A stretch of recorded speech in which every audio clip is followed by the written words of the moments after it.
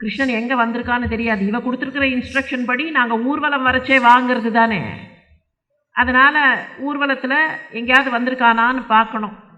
அப்படி வரா, தன்னுடைய தோழியின் கையை பிடித்து கொண்டே வருகிறாள்.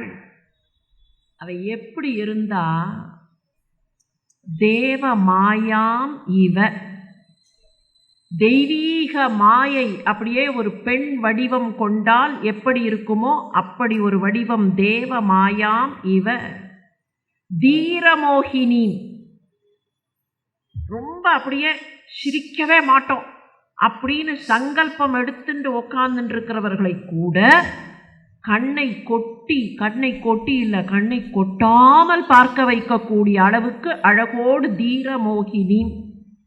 சுமத்தியமாம், நுண்ணிய இடை கொண்டவள், குண்டல மண்டித்த ஆனனாம். அவ காது குண்டலங்கள், அந்த குண்டலங்களுடைய ஒளி அவளுடைய கன்னத்தில் அடித்து அந்த முகமே புதுசாக ஒரு பிரகாசம் பெறுகிறது. குண்டல மண்டித்த ஆனனாம். ஷியாமாம், கொஞ்சம் கூட களங்கமில்லாத, கொஞ்சம் கூட குந்தகமில்லாத பேரழகு ஷியாமாம். ஷியாமனா ஒன்று கருப்பு, இன்னொன்று ஷியாமனா அழகு. நிதம்ப அர்ப்பித்த ரத்ன மேகலாம், அவளுடைய இடையில ரத்னங்கள், நவரத்னங்கள் பதித்த ஒரு மேகலாபரணம். நிதம்ப அர்ப்பித்த ரத்ன மேகலாம். வியஞ்சத் ஸ்தானி, அழகான மார்புகள். குந்தள சங்கித ஈக்ஷணாம், குந்தள சங்கித ஈக்ஷணாம். கண்ணுக்கு அவளுடைய கேசத்தை பார்த்தா லேசா பயமா இருக்கான். அவளுடைய கூந்தலை பார்த்து, குந்தளம்ங்கிறது கூந்தல், அதை பார்த்து அவளோட கண்ணுக்கு லேசா பயமா இருக்கு. ஏன் பயமா இருக்குன்னா, எங்களை விட கருப்பா இருக்கே, நாங்க தான் கருவிழிகள் தான் கருப்புன்னு நினைச்சா இது எங்களை விட கருப்பா இருக்கே. அதனால அப்படி போயிட்டு திருப்பி வருது. போய் கருப்பா அப்படின்னு பார்க்கறதுக்கு போயிட்டு இது இப்படி போறச்சே இது இந்த பக்கம் வந்துடும், இந்த பக்கம் இது ஓடி போய் நான் கருப்பா இந்த பக்கம் கருப்பான்னு பார்க்குறேங்கிறச்சே இது இப்படி ரெண்டும் பார்த்து பார்த்து. குந்தள சங்கித ஈக்ஷணாம் சுச்சி ஸ்மிதாம், ரொம்ப அழகான புன்னகை, மெல்லிய புன்னகை. பிம்பப்பல அதர தியுதி சோனாயமான, பிம்பப்பலம் மாதிரி இருக்கிற உதடுகள். பிம்பப்பலம்ங்கிறது கோவைப்பழம். இந்த கோவைப்பழம் அப்படியே தன்னுடைய சிவப்பை இவளுடைய அதரங்களுக்கு தந்துவிட்டன.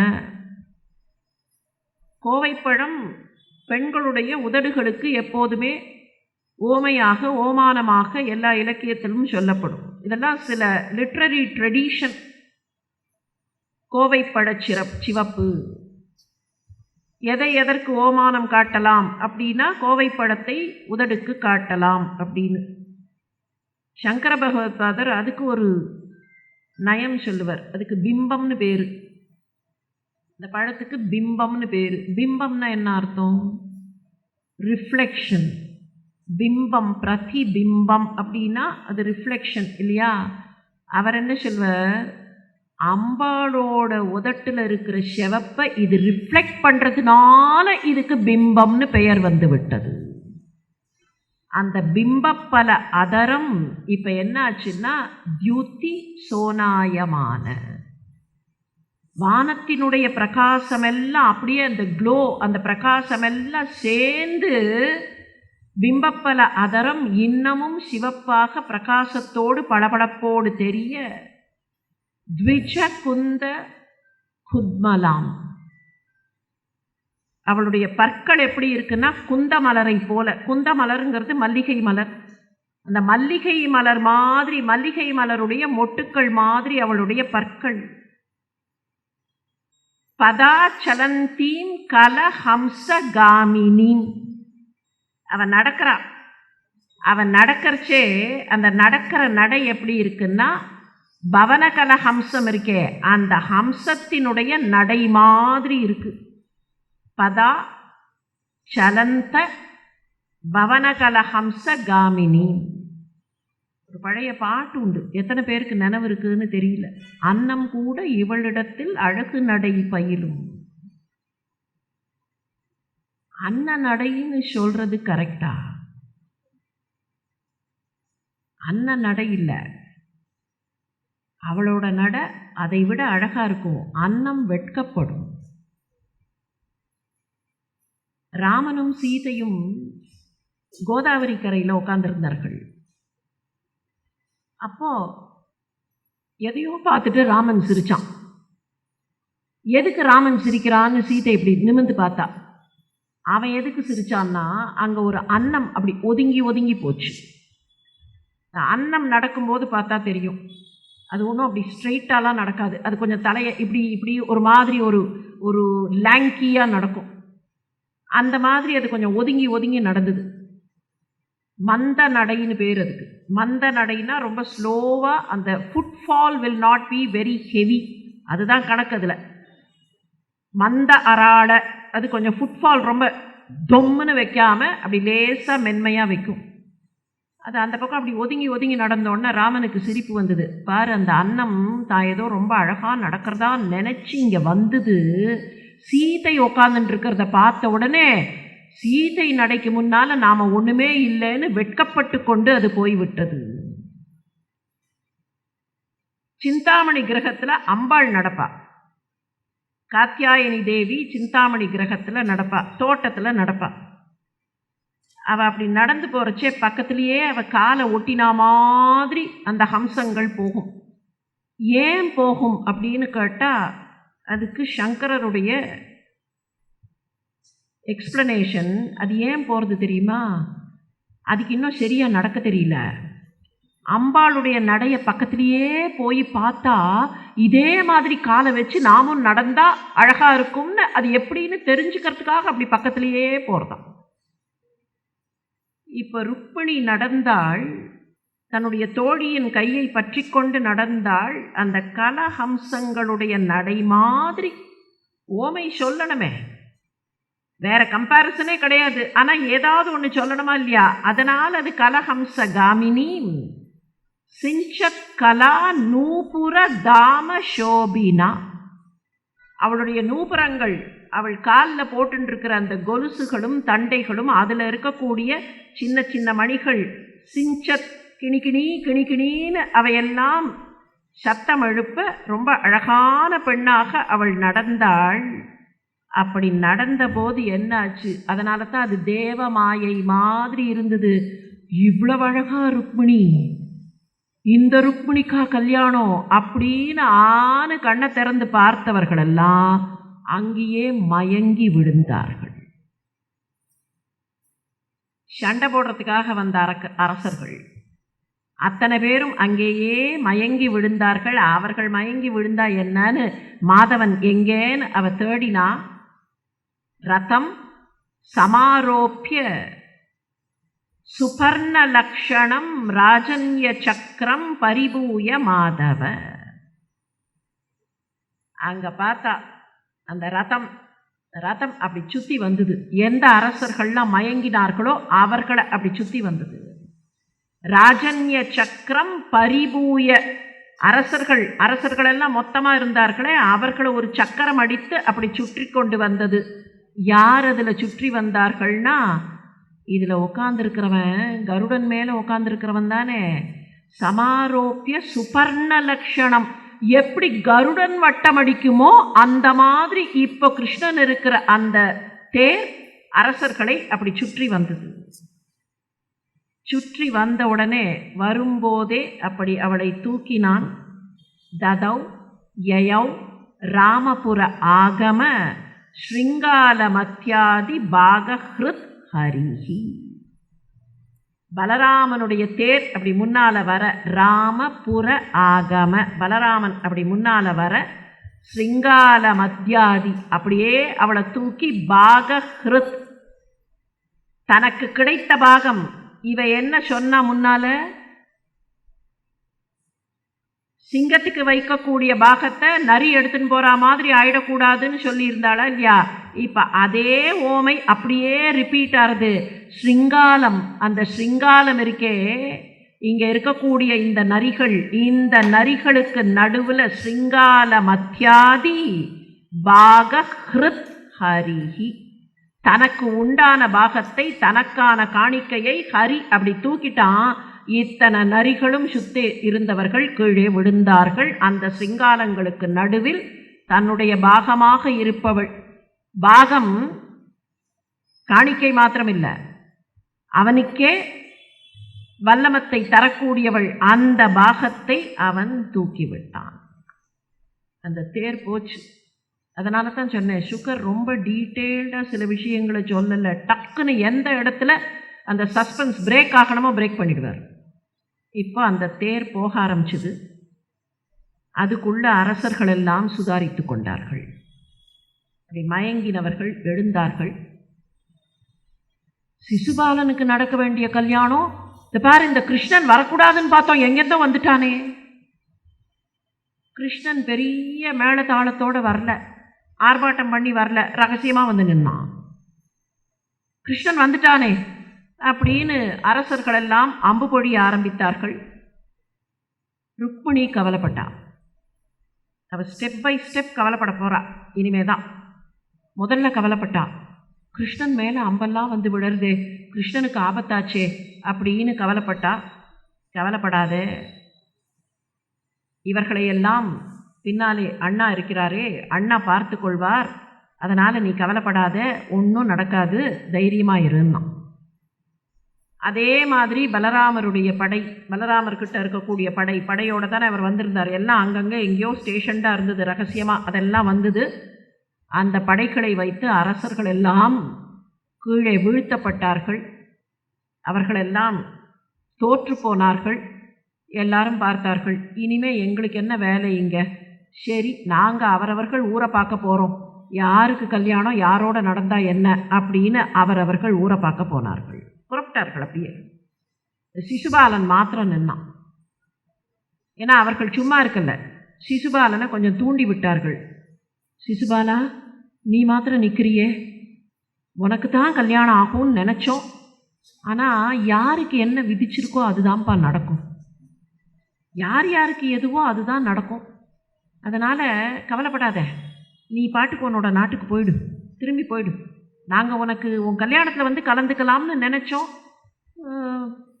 இதெல்லாம் பெரிய விஷயம்பா, என்னென்ன நடக்கணுமோ கர்ம வினை என்னவோ அதுதானே நடக்கும், அது உனக்கு தெரியாதா என்ன, நீ போயிட்டு வா, நீ கிளம்பு அப்படின்னு அவங்கிட்ட சொல்ல, அவன் பார்த்தான், இப்போ இவர்களுடைய உதவி இல்லாமல் நான் என்ன செய்வது, அவனுக்கு ஏற்கனவே கிருஷ்ணனை பற்றி தெரியும், தனக்கு ஒரு உருவம் கொடுத்தவனே கிருஷ்ணன்தான் என்பது சிசுபாலனுக்கு நன்றாக தெரியும். இருந்தாலும் அவனுக்கு கிருஷ்ணன் மேலே ஒரு வெறுப்பு உண்டே தவிர, இன்னைக்கு சாதாரண ஒரு மனுஷனை மாதிரி தோற்றத்தில் தான் இருக்கோம்னு சொன்னால் அதுக்கு காரணம் கிருஷ்ணன் தானே. கிருஷ்ணன் மடியில் அந்த குழந்தைய தூக்கி போட்ட உடனே தானே அதுக்கு இருந்த ஏறுமாறாக இருந்த உருவமெல்லாம், அந்த மான்ஸ்ட்ராசிட்டிலாம் போய் அவன் சாதாரணமாக 2 கைகளோட ஒரு தலையோடு இருக்கக்கூடியவனாக மாறினான். இல்லைன்னா 3 தலை 4 கை அப்படித்தானே இருந்தான். அதனால் அவனுக்கு கண்ணனை பற்றி தெரியும். அவனும் தன்னோட நாட்டை பார்த்து போகலாம் அப்படின்னு புறப்பட்டான். இப்போ எல்லாரும் போயிட்டார்கள். ஒருத்தனுக்கு மாத்திரம் இதை ஒத்துக்கிறதுக்கு மனசு இல்லை. நான் போட்ட திட்டத்தை ஒருவன் மாற்றுவதா?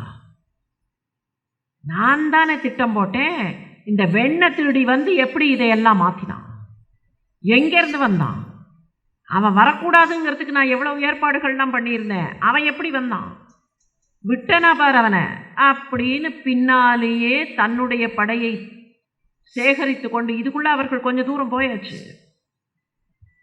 கிருஷ்ணனுடைய தேர் போகிறது, பின்னாலேயே பலராமர் தொடர்கிறார். ஏன்னா அவருக்கு தெரியும், தம்பியை தனியாக விட்டால் சில இடங்களில் அவருக்கு தம்பியை தனியாக விடுறதுக்கு மனசு கிடையாது. அந்த அளவுக்கு தம்பி மேலே பாசம் வச்சவர்.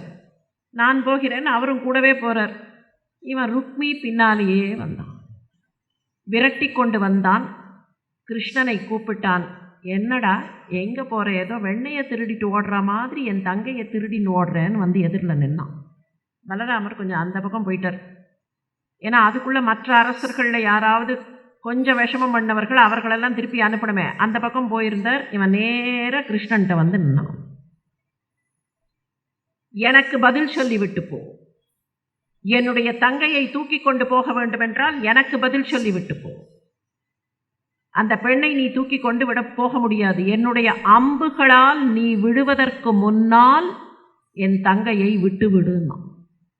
என்னோட அம்புனால உன்னை நான் கீழே தள்ளிடுவேன். என்னோட அம்புக்கு நீ இரையாக போகிறாய். அதுக்கு முன்னால என் தங்கையை விட்டுடு. முதல்ல ஒரு 3 அம்புகளை கிருஷ்ணன் மீது போட்டான். போட்ட உடனே கிருஷ்ணன் ஏதோ அந்த அம்பு தன் மேலே விழுந்தா மாதிரி அப்படி பார்க்கறச்சே, வெண்ணை திருடி, பெண்ணை திருடாதே, விட்டு விட்டு போ அவளை. கிருஷ்ணன் அப்படி மெல்ல நிமிர்ந்தான். நீ சண்டைக்கு கூப்பிடுற, நான் சண்டைக்கு வந்து தானே தீரணும். நீ தானே சண்டைக்கு கூப்பிட்ட, நான் சண்டைக்கு வந்துதான் தீரணும் அப்படின்னு தன்னுடைய வில்லை எடுத்தான். வரிசையாக 8 அம்புகள் அங்கே இருந்த ருக்மியினுடைய தேர் குதிரைகள் 4ம் கீழே விழுந்தன. தேர் குதிரைகள் 4க்கும் 8 அம்புகள். தேரோட்டி அப்படி நிமிர்ந்து பார்த்தான். குதிரை இல்லாமல் என்னத்தை தேரை ஓட்டுறதுன்னு பார்த்தான். அந்த தேரோட்டியை கீழே வீழ்த்துவதற்கு 2 அம்புகள். அவனுடைய கொடி பறந்தது. ருக்மியினுடைய கொடி அந்த தேரில் பறந்தது. நேர அந்த கொடியை அட்டாக் பண்ணான். 3 அம்புகளால் கொடி விழுந்தது. ருக்மிக்கு இன்னும் கோபம் அதிகமாச்சு. தன்னுடைய வில்லை எடுத்து 5 அம்புகளை கிருஷ்ணன் மீது எய்தான். கிருஷ்ணன் சளைக்கல. தான் தன்னுடைய வில்லை வைத்து ஒரே ஒரு அம்பினால் அவனுடைய வில்லையே மொத்தமாக வெட்டினான். இப்போ ருக்மி இன்னொரு வில்லை எடுத்தான். கிருஷ்ணன் அதையும் தன்னுடைய அம்பால் வீழ்த்தினான்.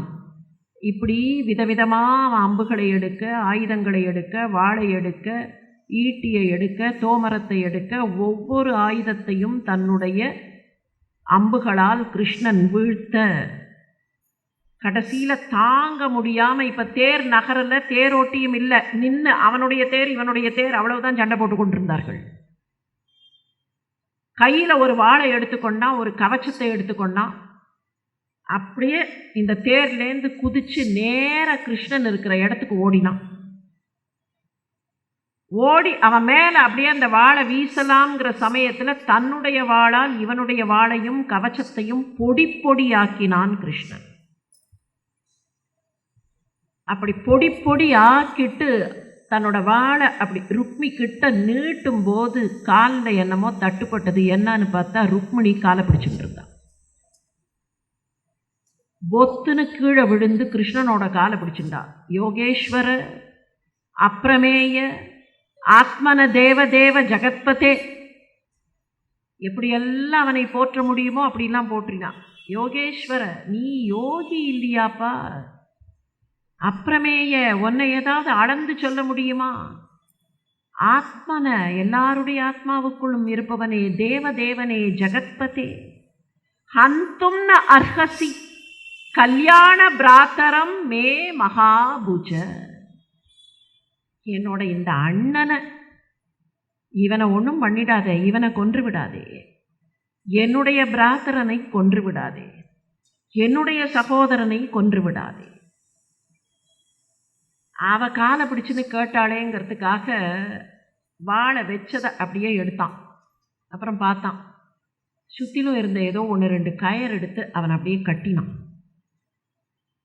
அவனை கட்டிட்டு அவன் கண்ட்ரோல் ஆகி அப்படி நிற்கும்போது அவனுடைய கேசத்தில் பாதியை எடுத்தான். அவனுடைய முகத்தில் இருக்கிற முடியில் ஆப்போசிட் சைடு பாதியை எடுத்தான். அவனை ஒரு பார்க்க முடியாத விதத்தில் அவனுடைய கேசம் ஒரு பக்கம் பாதி போச்சு, மீசை ஒரு பக்கம் பாதி போச்சு, தாடி ஒரு பக்கம் பாதி போச்சு. இது என்ன இது அப்படின்னு நமக்கு தோணும். ஒருவருக்கு அவமானம் தர வேண்டும் என்றால் அவருடைய முகத்திற்கு சில சின்னாபின்னங்களை செய்கிற முறை பழைய காலத்தில் இருந்தது. நம்ம கேட்குறோமா இல்லையா? இன்றைக்கும் கூட எங்கேயாவது ஏதாவது சிக்கல் வந்து நமக்கு அதில் வெற்றி கிடைக்கல, நாம் தோற்று போயிட்டோம்னு நினச்சா முகத்தை கொண்டு போய் எங்கே வச்சுக்கிறது? முகத்தை கொண்டு போய் எங்கே வைக்க முடியும்? தனியாக கழட்டியாக வைக்க முடியும்? அது அங்கே தான் இருக்கும். ஆனால் we feel the face cannot be exposed.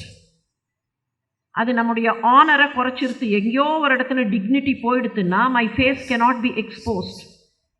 இப்போது இந்த மாதிரி ஆயிடுத்துன்னா இந்த முகத்தோட எங்கே போனாலும் யாராவது என்ன காரணம், ஏன் இந்த மாதிரி இருக்குது அப்படின்னு கேட்பார்களா இல்லையா? This is a greater punishment. என்னமோ பண்ணியிருக்கான், ஏதோ நடந்திருக்கு, தப்பு நடந்திருக்கு அப்படிங்கிற ஒரு எண்ணம் வெளியில் தெரிஞ்சிருமா இல்லையா? இது ஒரு கிரேட்டர் பனிஷ்மெண்ட். இதை கிருஷ்ணன் பண்ணி முடிக்கிறச்சே கரெக்டாக யாதவர்களும் பலராமரும் வந்து நின்னார்கள். பலராமர் பார்க்கும்போது ருக்மி அப்படியே கட்டுப்பட்டு நிற்கிறான். அப்படி பார்த்தார், கிருஷ்ணரை ஒரு பார்வை பார்த்தார். அசாத்விதம் துவயா கிருஷ்ணா கிருதம் அஸ்மத் ஜுகுப்சிதம் வபனம் ஸ்மஸ்ரு கேஷானாம் வைரூப்பியம் சுஹ்ருதோ வதக. என்னடா பண்ண? இந்த மாதிரி பண்ணுறது சரியா? துவயா கிருஷ்ணா அசாத்விதம், நீ பண்ணியிருக்கிறது நல்ல விஷயம் இல்லை. இந்த மாதிரி பண்ணியிருக்கியே, இது கொடூரமானது. ஜுகுப்சி, ரொம்ப கொடூரமானது நீ பண்ணியிருக்கிறது. என்ன பண்ணியிருக்க? வபனம் ஸ்மஸ்ரு கேஷானாம், அவனுடைய கேசத்தையும் எடுத்துட்ட, அவன் முகத்தில் இருக்கிற முடியவும் ஒரு பக்கம் எடுத்துட்ட, அவனை அப்படியே விரூபமாக்கி இருக்க. வைரூப்பியம், இந்த மாதிரி கோரமாக பண்ணி வச்சிருக்கியே, இது எதுக்கு நிகர் தெரியுமா? அவனை கொல்றதுக்கு சமானம்ல. This is almost equal to murdering him. இந்த மாதிரி பண்ணியிருக்கியே, இது நியாயமா அப்படின்னு இந்த பக்கம் கிருஷ்ணரை திட்டினார். திட்டிட்டு இந்த பக்கம் திரும்பினார். ருக்மிணி இன்னமும் அழுதுன்னு தான் இருக்கா. அவளால் ருக்மிக்கு நேர்ந்த அந்த அவமானத்தை முழுமையாக தாங்க முடியலை. இன்னமும் கொஞ்சம் அழுதுன்னு தான் இருக்கா. அவளை சமாதானப்படுத்தினார். மைவாஸ்மான் சாத்வ அசூயதா பிராத்துர் வைரூப்பிய சிந்தையா. உன்னுடைய பிராத்தாவுக்கு, உன்னுடைய சகோதரனுக்கு வைரூப்பியம், இவன் இப்படி விரூபமாக பண்ணிட்டாங்கிறதுக்காக எங்கள் மேலே வெறுப்பு வந்துட வேண்டாமா உனக்கு? நீ அசூயை, ஏன்னா இப்போ தானே கல்யாணம் நடந்திருக்கு, கல்யாணம் நடக்க போகிறது, கல்யாணம்ங்கிற முறையில் அந்த டெக்னிக்கலாக கல்யாணம் நடக்க போகிறது, இப்போ தானே கூட்டின்னு வரான். அதுக்குள்ளேயே உனக்கு அவன் மேலே அசூயை வரக்கூடாது. சுக துக்கதோ நாச்ச அந்ய அஸ்தி யதக ஸ்வ கிருதபுக். அந்த இடத்துல ஒரு ஸ்டேட்மெண்ட் கொடுக்குறாரு. அவன் பண்ணின சுகம் துக்கம் எப்படி தெரியுமா? சுகமும் துக்கமும் கிடைக்கும். ஸ்வகிருதம், அவன் பண்ணின செய்கைக்கு அவனுக்கு நன்மையும் தீமையும் சுகமும் துக்கமும் கிடைக்கும். என்ன இன்டைரக்டாக சொல்கிறாருன்னா, அனாவசியத்துக்கு இவன் தானே வந்து வம்பு பண்ணினான், அதனால் இன்றைக்கி அவனுக்கு இந்த மாதிரியான ஒரு நிலைமை வந்திருக்கு. ஆனால் அதுக்காக நீ எங்கள் மேலே அசூயை கொண்டு விடாதே. திருப்பியும் திரும்பினார் கிருஷ்ணன்கிட்ட. ஒரு சொந்தக்காரனை இப்படியா பண்ணுறது? பந்துர்வதார்ஹ தோஷோபி ந பந்தோர் வதம் அர்ஹதி. கொல்லப்பட வேண்டிய தோஷத்தை ஒரு சொந்தக்காரன் செய்துவிட்டால் கூட சொந்தக்காரனை கொல்லக்கூடாது. வேணும்னா நீ ஒன்று பண்ணலாம்னர். பலராமருடைய இன்டெலிஜென்ஸ் அங்கே ஸ்பார்க்கலாம். வேணும்னா நீ ஒன்று பண்ணலாம், கொல்லக்கூடாது. கொல்ல வேண்டிய விஷயத்தையே அவன் பண்ணிட்டாலும் கொல்லக்கூடாது. ஆனால் என்ன பண்ணலாம்? தியாஜ்யக ஸ்வேனைவ தோஷேன ஹதக கிம் ஹன்யதே புனக. வேணும்னா ஒன்று பண்ணலாம். என்ன? தியாஜ்யக, அவனை உன் குடும்பத்திலேருந்து வெளியில் அனுப்பிடலாம், நீ அவனை தியாகம் பண்ணிடலாம். ஆனால் அவனை கொல்லக்கூடாது. அவன்தான் அவனுடைய தப்பாலேயே தன்னை கொன்னுருக்கானே, அப்போ எதுக்கு அவனை கொல்ல வேண்டும்? தன்னுடைய தோஷத்தினால், தோஷேன ஹதக, தன்னுடைய தப்புனாலேயே அவன் தன்னை கொன்னுருக்கான், அவனை போய் நாம் எதுக்குப்பா கொல்லணும்? இந்த மாதிரி பண்ணக்கூடாது. இந்த பக்கத்தில் மறுபடியும் ருக்மிணியை சமாதானப்படுத்தினார். அவ சமாதானம் ஆறதாவே இல்லை, அப்படியே அழுதுன்னு இருந்தா. இப்போ பலராமருக்கு கோபம் வந்தது. அப்படி பார்த்தார், நீ தப்பு பண்ற, நீ தப்பு பண்ற.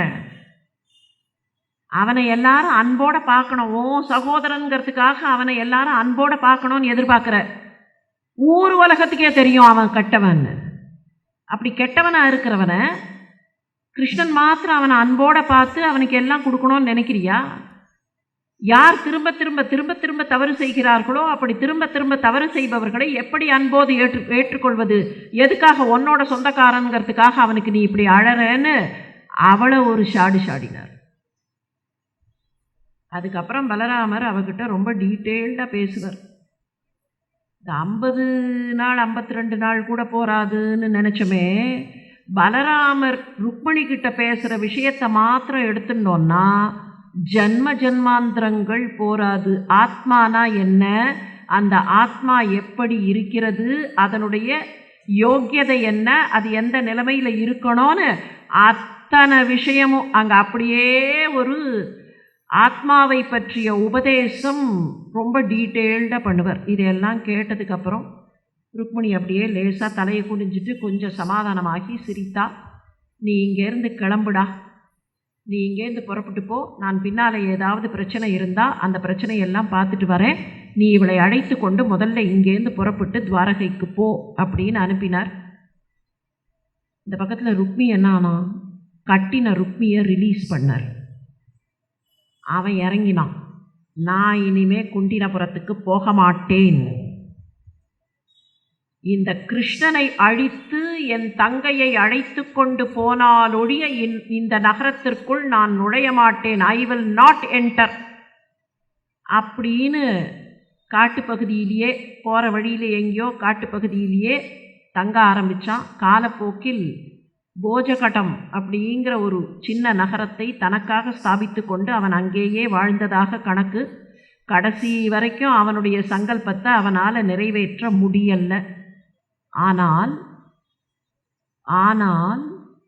இந்த ருக்மிக்கு பிறந்த பெண் போஜகடத்தில் வாழுகிறான், அங்கேயே அவனுடைய மனைவியும் வருகிறாள், அங்கேயே வாழுகிறான். இவனுக்கு பிறக்கிற பெண்ணை தன்னுடைய மகன் பிரத்யும்னனுக்கு கிருஷ்ணன் திருமணம் செய்து கொள்வான்.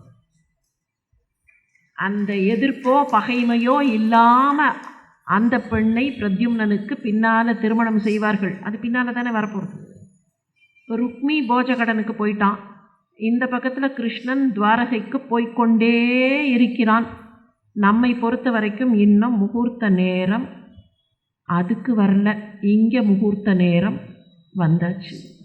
We will now honor Dr. Sudha Seshayan from the Aryapuram Bhaktadina Sabha side as well as our sponsor, late Hemalata family members. I request Vaishnavi to come here.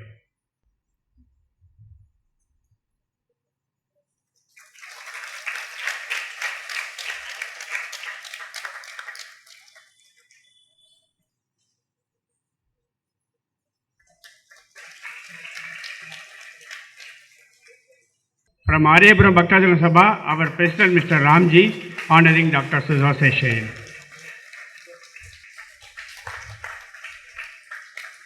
Ramji,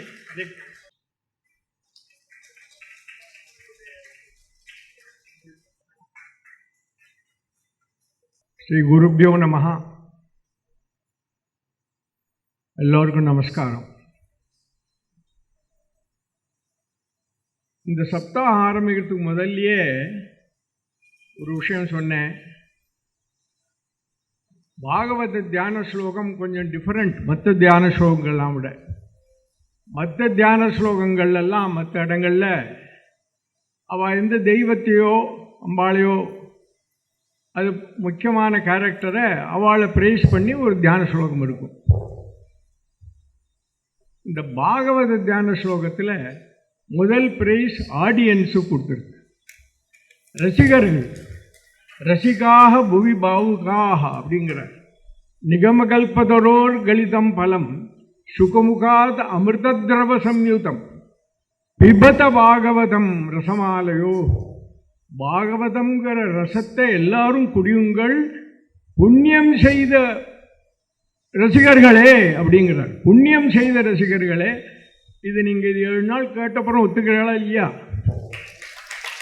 நம்ம எல்லாரும் புண்ணியம் செய்தவர்கள் அப்படின்னு சுதாசேஷையன் 7 நாள் பண்ணின இந்த பாகவத சப்தாகத்தை கேட்டபோது ஒத்துண்டு தான் ஆகணும், வேறு வழி கிடையாது.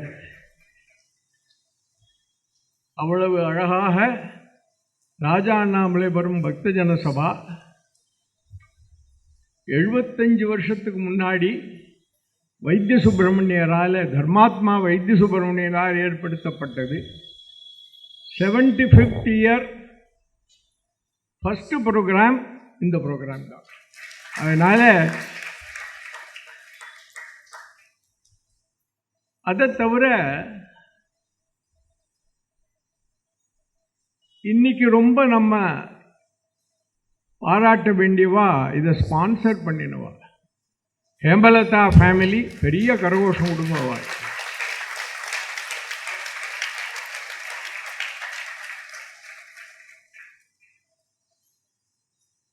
தர்மாத்மா ஃபேமிலியில் இன்னும் இந்த ஹாலை நமக்கு கொடுத்து எல்லா வசதியும் பண்ணி கொடுத்து நல்ல காரியங்கள் நடக்கிறதுக்கெல்லாம் தர்மாத்மா ஃபேமிலி தான் இன்னும் நமக்கு பின்னாடி இருந்துட்டுருக்கா. அவள் சப்போர்ட் இல்லாமல் இதெல்லாம் நடத்த முடியாது. அவளுக்கும் ஒரு பெரிய கரகோஷம் கொடுக்கும்.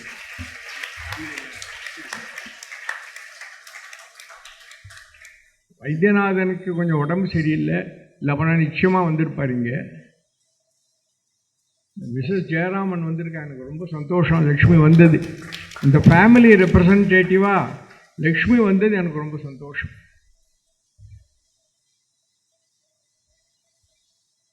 கூட அவளும் வந்திருக்கா, அத்தையும் வந்திருக்கா. அப்புறம் சொல்லுங்க. எல்லாம் அவள் ரெப்ரசன்டேட்டிவ்ஸ் வந்து முதல்ல உட்கார்ந்து இருக்கிறது எங்களுக்கு பரம சந்தோஷம்.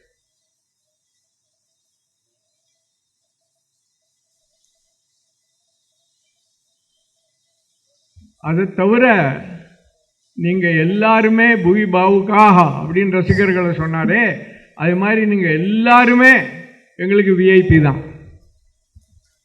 ஆனாலும் முக்கியமாக நம்ம பக்கத்தில் இன்னைக்கு எவ்வளவு வயசானாலும் அதெல்லாம் பொருட்படுத்தாமல் நம்ம கூட வந்திருக்கிற அவர் ஃபார்மர் கவர்னர், அவர் Narasimhan sir, Mrs Narasimhan, Gopalakrishnan, Mrs Gopalakrishnan, இவாளெல்லாம் வந்து சிறப்பாக நடத்தி கொடுத்ததுக்காக அவளுக்கு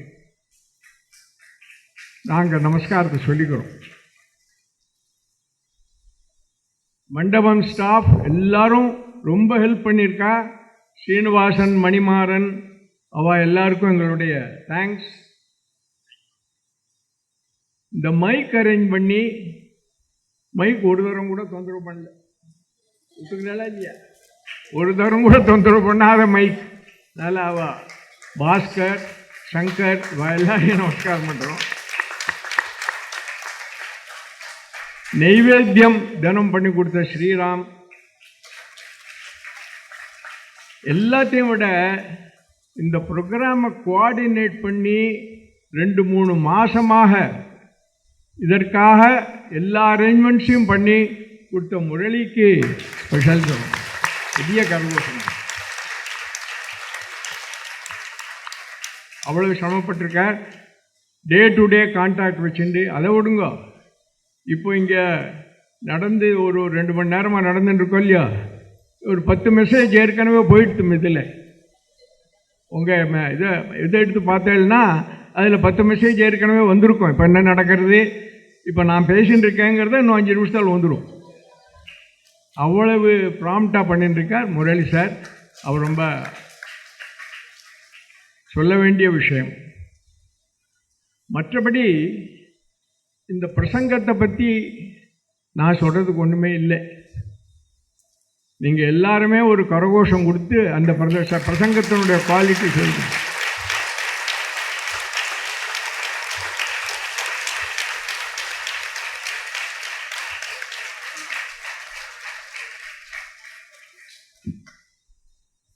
ஒரு விஷயம் சொல்ல வேண்டியது என்னன்னா, எப்படி பாகவதம் ஒரிஜினலாக இருக்கோ அதிலேருந்து தவறாமல் அதை ஃபாலோ பண்ணி சொன்னது ரொம்ப விசேஷமான ஒரு அம்சம். ஒரு சின்ன உதாரணம், வாமன் அவதாரத்தில் எல்லாரும் என்ன சொல்லுவான்னா, தானம் கொடுத்துடுறார், வாமனனுக்கு மகாபலி தானம் கொடுத்துடுறார். சுக்கராச்சாரியார் அதை தடுக்கிறதுக்கு பார்த்தார். அவன் தானம் கொடுக்கும்போது அந்த கிண்டியில் ஒரு வண்டு ரூபத்தில் போய் உட்காந்துட்டார். அதை தர்பையால் குத்தி அவருக்கு ஒரு கண்ணு போயிடுத்து அப்படின்னு சொல்லுவாள். எல்லாரும் முக்கால்வாசி, நானும் பல இடங்களில் கேட்டிருக்கேன். ஆனால் சுக்கராச்சாரியார் அவன் தானம் கொடுக்கறதுக்கு முன்னாலேயே இந்த சின்ன பையனை பார்த்து ஏமாந்துடாது, இது பெரிய விராட் ரூபமாக போய் எல்லாத்தையும் அளந்து உன் தலையில் கால் வைக்கிற ஸ்திதி வந்துடும் உனக்கு அப்படின்னு வார்ன் பண்ணுறார்.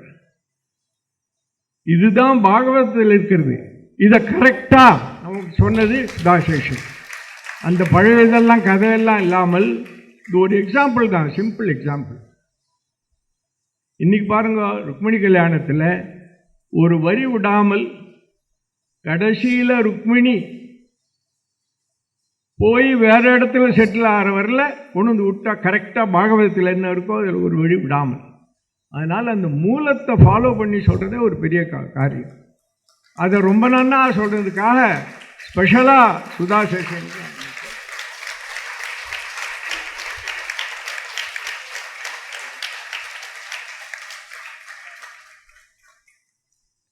இந்த கண்ணு மூக்கு வைக்கிற வியாபாரங்கள்லாம் நம்ம கொஞ்சம் இன்ட்ரெஸ்ட் இன்க்ரீஸ் பண்ணுறதாகன்னு சொல்கிறோமே தவிர ஒரிஜினலில் இருக்கிற இன்ட்ரெஸ்ட் எந்த கண்ணு எந்த மூக்கிலையும் இருக்காது.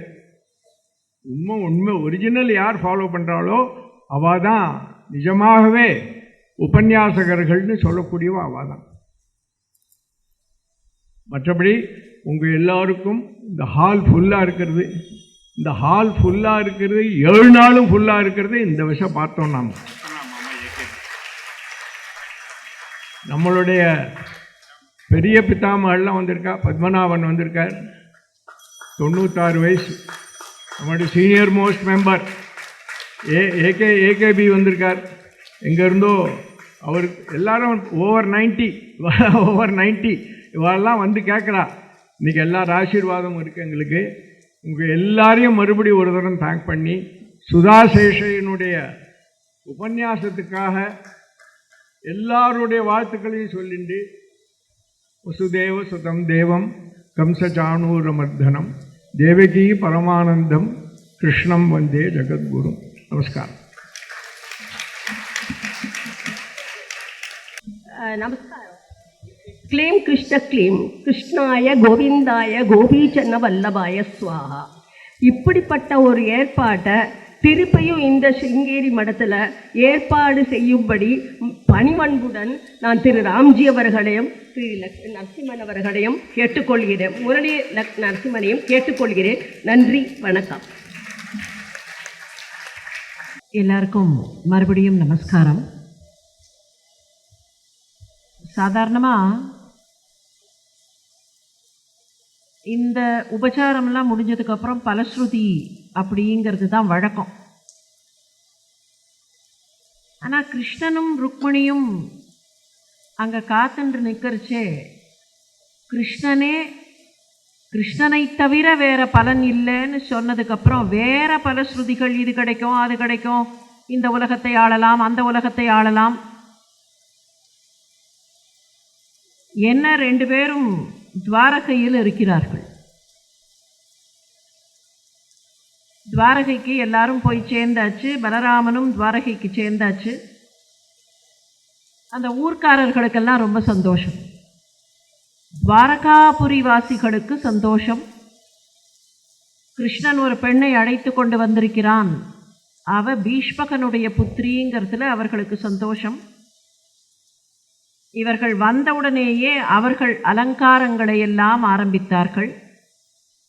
சா விஷ்ணிபுரி உத்தம்பித்த இந்திரகேதுபிர் விசித்திரமால்ய அம்பர ரத்ன தோரணைகை.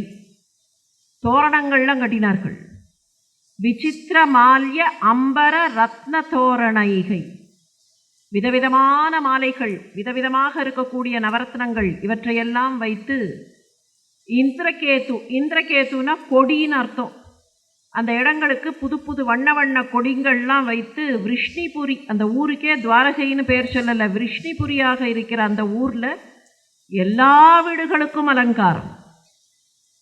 கல்யாண வீடு இல்லைன்னா கல்யாணம் நடக்கிற மண்டபம்னு அந்த மண்டபத்துக்கு அந்த வீட்டுக்கு மாத்திரம் இல்லை, சகல வீடுகளுக்கும் அலங்காரம் செய்து பபௌ பிரதித்வாரி உபக்ளுப்த மங்களைகை பூர்ணகும்ப அகரு தூப தீபிகைகை.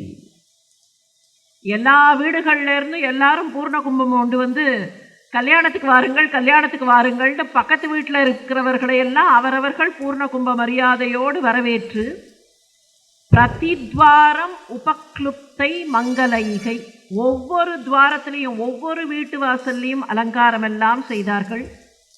குரு, ஸ்ரிஞ்சய, கைகேய, விதர்ப, யது, குந்தயக, இதெல்லாம் யாருன்னா அந்தந்த நாட்டில் இருக்கக்கூடிய அந்தந்த வம்சத்தை சேர்ந்தவர்கள். குரு வம்சத்தை சேர்ந்தவர்கள் ஸ்ரிஞ்சய வம்சம், கைகேய வம்சம், விதர்ப நாட்டவர்கள், விதர்ப நாட்டுக்காரர்களும் வந்தாச்சு. யது வம்சத்தை சேர்ந்தவர்கள், குந்தி நாட்டை சேர்ந்தவர்கள் எல்லாரும் வந்தார்கள். மியோ முமுதிரே தஸ்மின் சம்பிராட் பரிதாவதாம், அத்தனை பேரும் வந்து சேர்ந்தார்கள். அத்தனை பேரும் அங்கே வந்து சேர்ந்தவர்கள்லாம் கிருஷ்ணன் இந்த ருக்மிணியை தூக்கிண்டு வந்துட்டான் தெரியுமோ அப்படின்னு பேசினார்கள்.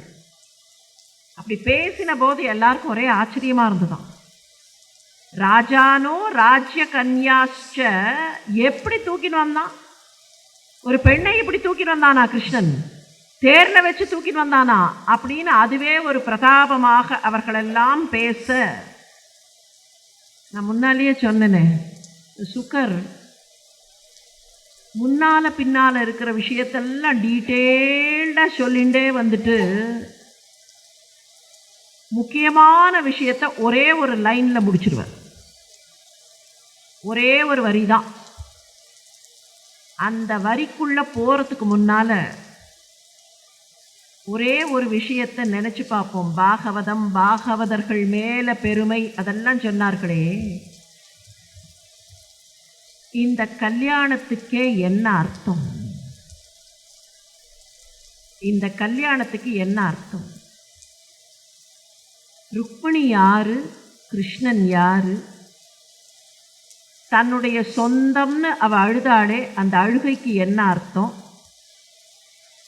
அந்த அழுகை மகிழ்ச்சியாக எப்போது மாறியது?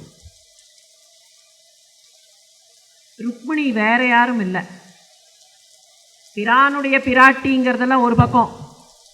இன்னொரு பக்கத்தில் இந்த ஜீவன்களுடைய சக்தியே அந்த பிராட்டி தான். அப்போ ருக்மிணிக்கும் கிருஷ்ணனுக்கும் கல்யாணம்னு சொன்னால் இந்த ஜீவன்கள் அந்த பரமனை அடைகிற சந்தோஷமான வைபவம். ஆனால் இந்த ஜீவன் என்ன பண்ணுறது? பகவானே வந்து அவ என்ன சொன்னா, மாறு வேஷத்தில் வான்னா, என்னை கல்யாணம் பண்ணிக்கிறதுக்கு மாறு வேஷத்தில் வான்னா, தன்னை அழைச்சிக்கிறதுக்காக தன்னோடு அருள்வதற்காக பகவானே வேற வேஷம் போட்டுன்னு வந்து அங்கே நின்று கூப்பிட்டு அம்மா வான்னு சொல்லி அவளை அப்படியே தூக்கி தேரில் வச்சு இவ்வளவையும் அந்த பகவானே பண்ணினா கூட அந்த பகவானை விட்டுட்டு இல்லை இல்லை இதோ இருக்கானே இவனை காப்பாத்து அப்படின்னு சொல்லக்கூடிய ஒரு பணியை இந்த ஜீவன் எப்போதும் பண்ணுறது. இந்த ஜீவனுக்கு இங்கே இருக்கிற விஷயங்களில் இருக்கிற பிடிமானம் பகவான் எதிரிலேயே வந்து நின்னா கூட அடையாளம் சரியாக தெரியறதில்லைங்கிறத தான் பலராமர் ருக்மிணி கிட்ட ரொம்ப டீட்டெயில்டாக பேசுகிறார். கிருஷ்ணனே வந்து நிற்கும்போது அந்த கிருஷ்ணனை கூப்பிடும்போது அவன் வந்து உன் பக்கத்தில் நிற்கும்போது அவனை சரியாக உனக்கு தெரியலையேமான்னு தான் பேசுகிறார் பலராமர். அப்போ அந்த கிருஷ்ணனையும் ருக்மிணியையும் நாம் எப்படி பார்க்கணும்? அதனால தான் பலஸ்ருதிங்கிறது இங்கே வேற ஏதேதோ பலன்களுக்காக இல்லை. அவர் சொன்னார், இதையெல்லாம் கோஆர்டினேட் பண்ணி எத்தனையோ பேருடைய கான்ட்ரிபியூஷன், இதை கோஆர்டினேட் பண்ணவர்கள், இதுக்காக பல விதங்களில் உழைத்தவர்கள் எல்லாருக்கும் நெஞ்சார்ந்த நன்றி. முரளிதரன் சாரை பற்றி சொன்னார். கார்த்தால 3:30 மணிக்கு வரும் அவரோட மெசேஜ்.